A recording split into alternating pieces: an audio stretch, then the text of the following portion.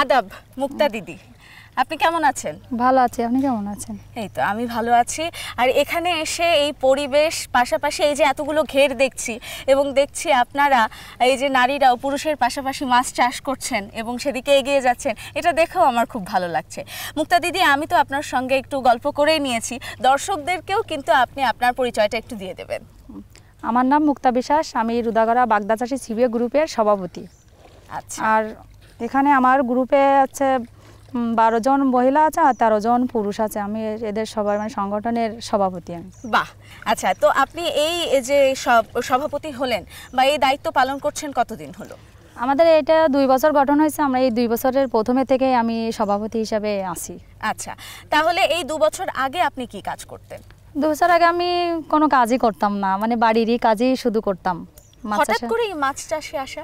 আমাদের এখানে মানে মৎস্য অফিস থেকে লোক আসার পরে আমাদের মহিলাদের নিয়ে কিছু কাজ করা, তখন আমাদের এলাকার সব লোকজনকে ডাকার পরে আমাদের এই যে নদীর পাশে যতগুলো ঘের আছে আমরা সেই জায়গা থেকে মানে কিছু হয়তো দরিদ্রর ভিতরে বাছাই করে আমরা 25 জনের একটা গ্রুপ গঠন করি। 12 জন মহিলা আর 13 জন পুরুষ হিসেবে আমাদের এই দলটা গঠন হয়। এটা মৎস্য অধিদপ্তরের অধীনেই গঠন হয় এটা। তো 2 বছর আগে যে শুরু হলো তখন পরিবারের লোকজন কি আপনার সাথে ছিল? হ্যাঁ ছিল। আমার স্বামী দেখা যাচ্ছে মাছ চাষে মানে মাছেরই কাজ করে, কিন্তু ও বাজারে কাজ করে। এখন ও দেখা যায় 11টার সময় মতো বাড়ি ও খাবার দিতে পারে না। এখন আমি তখন থেকে আস্তে আস্তে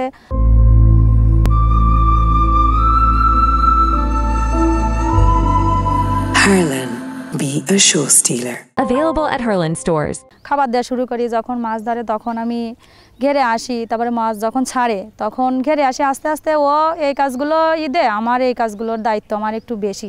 আর এখন এই প্রজেক্টের মানে মিশার পরে এখন আমরা যা করি সবাই 25 জনের সিদ্ধান্ত মিলেই করি। তারপরে যখনই ঘেরে কোনো কাজ হয় সবার আগে আমিই আসি। তো এই যে সভাপতি হিসেবে 25 জনের দায়িত্ব, পাশাপাশি পরিবার, দুটো একসঙ্গে আপনি মেনটেন করছেন কিভাবে?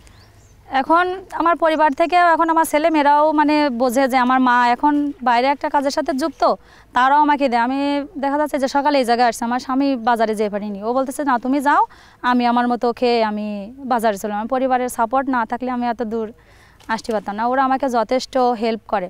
আর তারপরেও আমার সদস্য যারা এরা আমাকে অনেক বেশি করে, তার জন্য আমি এই 2 বছর পর্যন্ত এখনও প্রথমেতে সেই সভাপতি হিসেবে আসি। তারপরে তাদের নিয়ে আমি কাজ করে এখন অনেক স্বাচ্ছন্দ্য বোধ করি, আর তারাও আমাকে নিয়ে কাজ করে অনেক বেশি খুশি।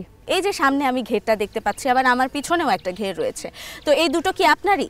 হ্যাঁ, এই দুটো মিলেই আমরা কাজ করি। এই একটি ঘেরের আপনার পরিমাপটা কত?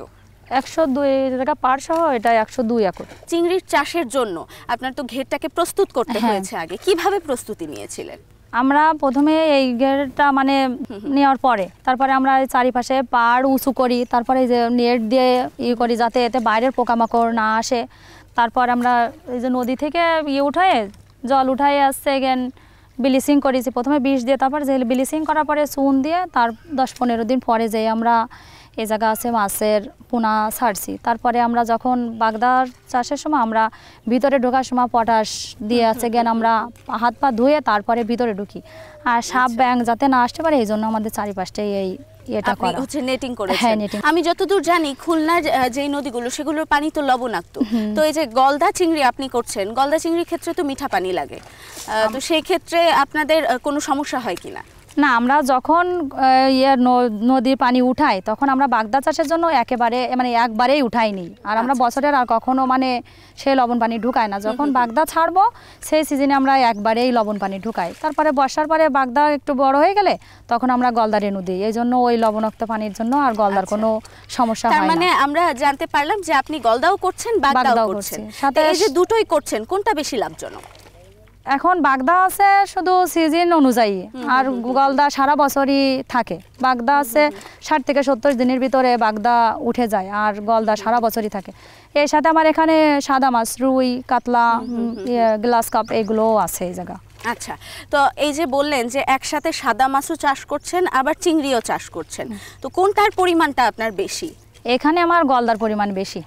গলদার পরিমাণটাই বেশি। তাহলে সাদা মাছ চাষ কেন করছেন? এটার উপকারিতাটা কি? এটা উপকারিতা যে আমার যে জলে যে খাবার থাকে, এই খাবারে মানে যে খাবার থাকে জলে সেগুলো খাবার সাদা মাছে মানে খালে সে মানে জলের ভারসাম্য মানে ঠিক থাকে। আচ্ছা, এই যে গলদা এবং বাগদা দুটোর কথাই তো আপনি বললেন, তো বাগদাটা কখন হয়, মানে কোন মাসটায় বেশি হয়? বাগদাটা আমাদের জুন মাসে আছে গেন ছাড়াইয়ে, তারপরে দেখা যাচ্ছে বর্ষার এসে লবণাক্ততার কারণে একটু আকপাস হতে পারে, কিন্তু ওটা জুন মাসে ছাড়ার সময়। এখন আমি একটু জানতে চাই যে এখানে এখন কি কাজ হচ্ছে? এখন আমাদের ঘেরে মাছ ধরা মানে কাজ হচ্ছে। শুরু হয়ে গেছে মাছ ধরা? হ্যাঁ। এই পোনাটা ছেড়েছেন কবে? এই পোনাটা আমরা জুন মাসে আমরা ছাড়ছিলাম, জুন মাসের লাস্টের দিকে।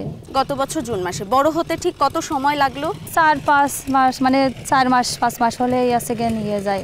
এখানেই আছে না? হ্যাঁ। আচ্ছা, আপনি কতবার তুলেছেন, মাছ ধরেছেন কয়বার? মাছ আমার প্রতি মাসে প্রায় 1-2 বার মাছ ধরা হয়।